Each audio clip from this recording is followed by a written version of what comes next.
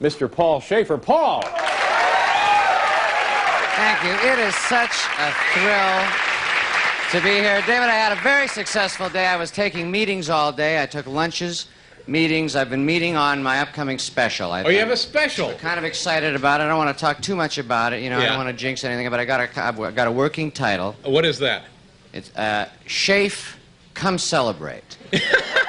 I think that, you know, I got a few things cooking with it. And, is this a network project? Well, I don't know, network yet. You know, we have our fingers crossed, but a number of very hip cable. Well, you know, I don't want to. You know who does have her own cable variety show now? Who does? Take a guess. Robin Bird? That's right. Really? She's getting her own variety show, I understand. She is coming up in the world. Yeah, that's right. What kind of... speaking of... No, I won't say that. Never mind now. What kind of luck do you have with policemen? Policemen? Yeah. So far, so good. Yeah. Actually, the cops are very nice to me. See, I have terrible luck with policemen. Anytime I get stopped for a traffic violation, even if I'm close or on the edge, I'm going to get the ticket. So this morning I'm driving to work, and I see a radar car, and I blow by this guy, and just like that, you know you're in big trouble. So sure enough, about 30 miles later, he catches up to me and pulls me over. And he says, do you have any idea why I pulled you over? And I learned a long time ago there's no point in trying to be cute with these guys. They got a job to do.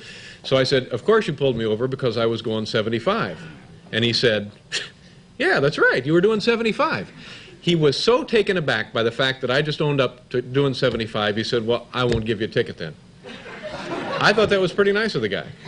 Now, does he ever tune in late at night? And no, he had no idea who I was. No, really? And if he'd been watching the show, of course I'd have gotten the ticket. Yes. Good for you. And then he said to me, I said, you know, it's okay if you want to give me the ticket. I said, I was doing 75. I fully expected a ticket. And he said to me, don't worry, the ocean is full of fish. Now,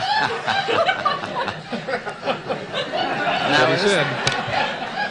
This was a state I don't know. Connecticut. I don't know if it was a state policeman or a neighborhood guy or just a kid in a uniform, but probably a Marine home on leave having fun.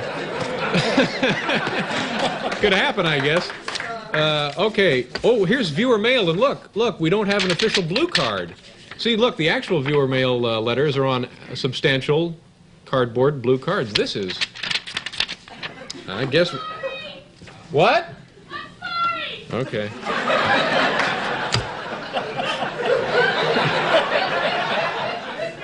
Have a meeting a little later.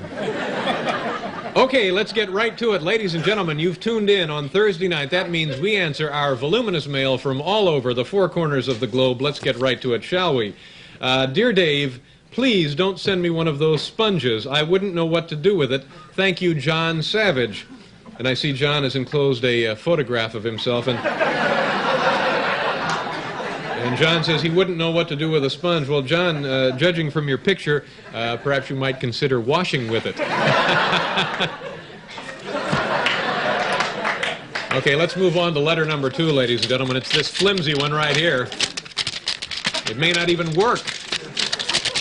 All right. Dear Dave, while at the library, I thought maybe I'll get the Reader's Guide to Periodical Literature and look up some articles on Dave Letterman. Well, Dave, there have only been 4, count them, 4 measly articles written about you in major, legitimate publications. Even more distressing is the fact that other celebrities, many of whom I would consider of lesser importance than yourself, had a greater number of articles written about them. And it's signed, Best Wishes, Michael Medders. Michael, that's just not true. I've had several fine articles written about me in several fine magazines. I've even been on the cover of many, many wonderful publications. We have a couple of them here, and let me show them to you. This one I'm kind of proud of. This is the cover of the Anchorage Daily TV News, right there. Kind of a Tom Selleck look, and here I am on the cover of the Marvel comic book, The Avengers.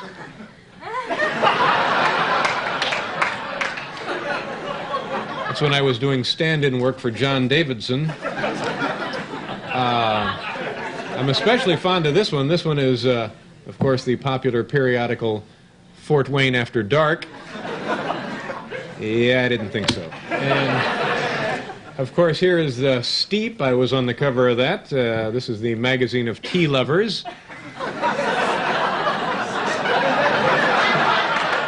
right?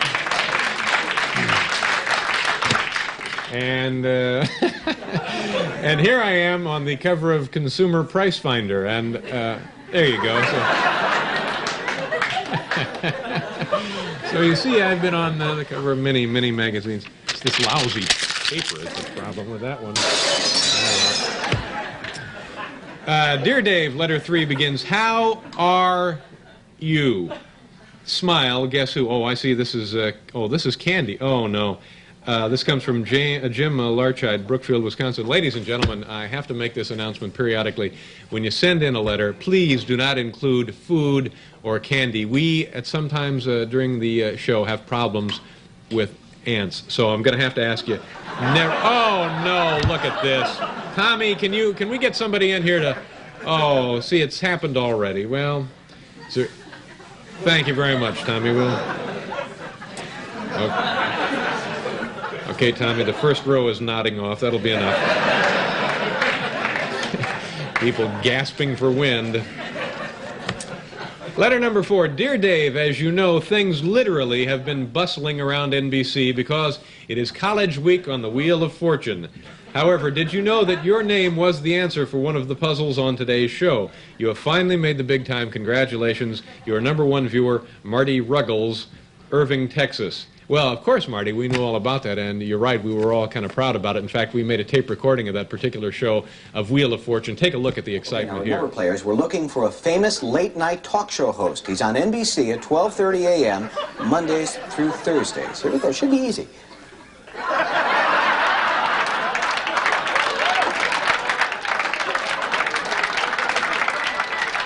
That's a famous late-night talk show host.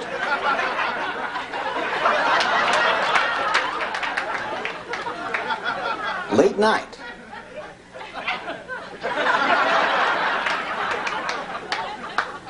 Here on NBC, rhymes with Betterman. Very funny young man. Anybody want to buy a vowel? So, is it any wonder we were extra proud when that happened?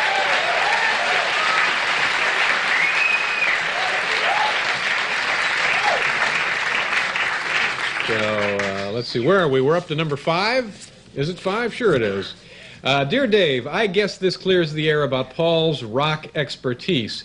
David Bliss, Long Beach, California, and he's included a little, looks like a pamphlet or a flyer for a seminar. Wednesday, January 25th at 7 p.m., Avalanche Awareness.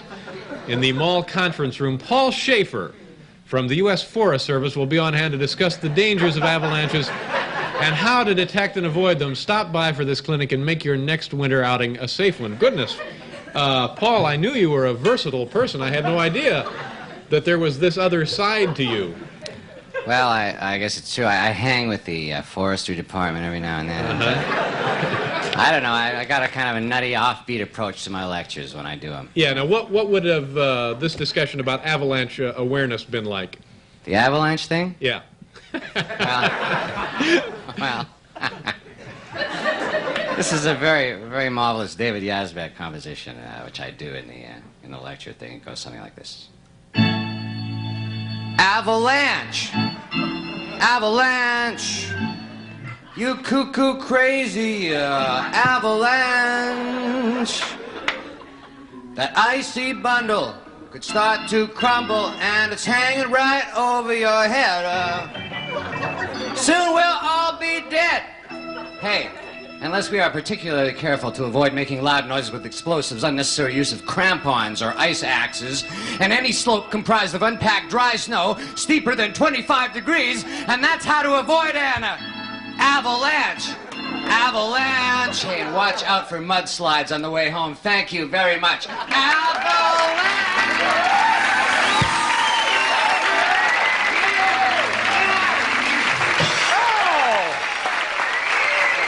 Someone should stop this contest. Very nice, gentlemen. That's just what I do. That's it for Viewer Mail. We'll be back with Vincent Cravaro, the man who sells the maps to the stars home. Come here.